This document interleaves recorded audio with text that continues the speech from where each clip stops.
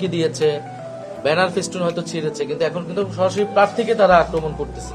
ফলে নির্বাচন তাদের বিষয়টা হচ্ছে যে ছাত্র সংসদ নির্বাচনগুলো তো আপনারা দেখেছেন, অনেকগুলো ছাত্র সংসদ নির্বাচনে তারা কিন্তু শেষ মুহূর্তে ফলাফল মানতে চায় নাই, অথবা নির্বাচনের পরিবেশটাকে ভণ্ডুল করে দেওয়ার চেষ্টা করছে। তো এইরকম যখনই তারা দেখে তারা হেরে যাওয়ার সম্ভাবনা তৈরি হচ্ছে, তখন কিন্তু তারা নির্বাচন পরিবেশ নষ্ট করার চেষ্টা করে। এইবারও তারা জাতীয় নির্বাচনেও একই জিনিস করার চেষ্টা করতেছে এবং কিন্তু তারা ব্যর্থ হবে, এটাই আমরা মনে করি। আগে আমাদের নিরাপত্তা ঝুঁকি ছিল আওয়ামী লীগের কাছে, এখন এটা বিএনপির কাছে। মানে আওয়ামী লীগ বিএনপি আমাদেরকে ঠেকাতে একাকার হয়ে গেছে, ঐক্যবদ্ধভাবে আমাদের উপরে আক্রমণ করতেছে, আমাদের বোনদের উপরে আক্রমণ করতেছে। ফলে এটা আমরা নিরাপত্তাহীনতা আছে এবং ইলেকশন কমিশন নিরপেক্ষ আচরণ করতেছে না, আমরা এটা বারবার বলতেছি।